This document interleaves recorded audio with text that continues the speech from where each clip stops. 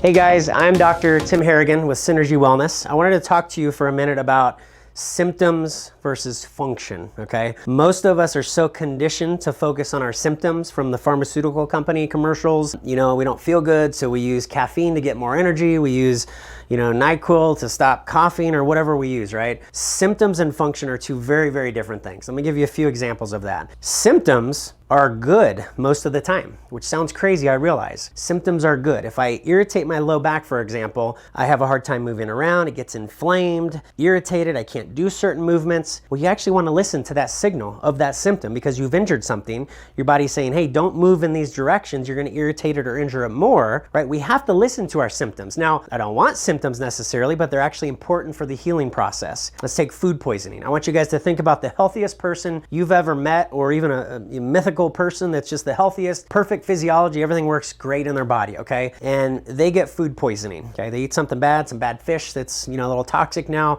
What's gonna happen? We all can picture, most of us have had food poisoning in the past. What happens to that body when you get food poisoning? You get diarrhea potentially, start vomiting potentially, start cramping, you feel like crap, you feel like you're dying for 12 hours, 24 hours sometimes, right? Now, can we say that those symptoms are healthy in that healthy individual? See what I'm getting at here? So that was a perfect healthy person. They got food poisoning. They have to go through the vomiting and diarrhea to get rid of those bad germs. So I want us to start thinking about how symptoms actually serve us, and it's more important to focus on function, okay? Let me use another example, a heart attack. Heart attacks are the #1 killer, okay? It's gonna affect most of us. It's the #1 killer. Or heart disease, I should say. Strokes, heart attacks. When somebody has a heart attack, we all know that typically it took 10, 20, 30 years to get to that point, right? Usually though, the first symptom of their 10, 20, 30 years of heart disease, usually the very first symptom most of the time is the actual heart attack. Now, does it make sense to work on my heart, disease after that heart attack or before the heart attack, right? That's all about function. So we have a saying here, test, not guess. If we don't test things in the body, if we don't do optimization tests or preventive tests or certain diagnostic tools that tell me about my physiology, we just wait for symptoms to show up and not worry about the function, right? If I go and I reach and I pick up a pencil off the ground and I tweak my lower back and I throw it out, do you think that is what caused the injury? Or do you think there was a functional problem leading up to that point, right? We all know there's a functional problem leading up to that point.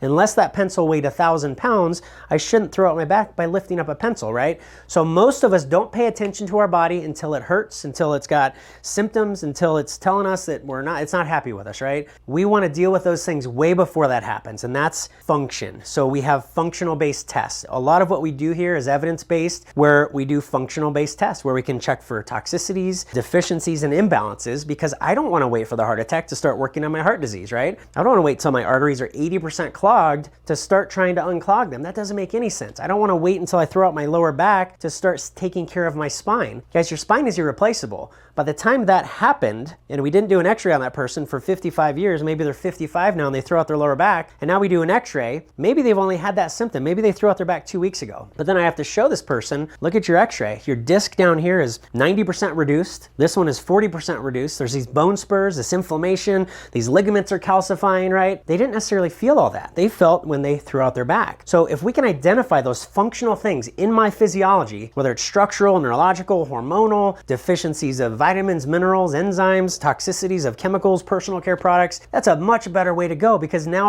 I'm full of energy. I'm constantly optimizing my health versus reacting, right? You're being proactive as opposed to reacting. Guys, we have the sickest generation ever. Our kids, they say, will not outlive us as parents. That's scary to me. I have 4 children, 11 and under. They say this generation of kids will not outlive us. That means our lifespan is getting worse for the first time in history. Our lifespan is decreasing. It's no longer improving. Most people live to 50, 60, 70 years old now. The human body can actually last 100 to 130 years depending on the source. We're barely making it to half that, right? So it's all about function. It's all about optimization. Of course, we want to help you if you have symptoms, but that's not our indicator stick. Let's identify those problems, those functional problems, before the symptoms develop. If you already have some symptoms, hopefully that's a wake-up call that we start doing more functional-based tests with you now to now optimize where I'm at. The goal is to optimize and get to basically what we call a maximum medical improvement.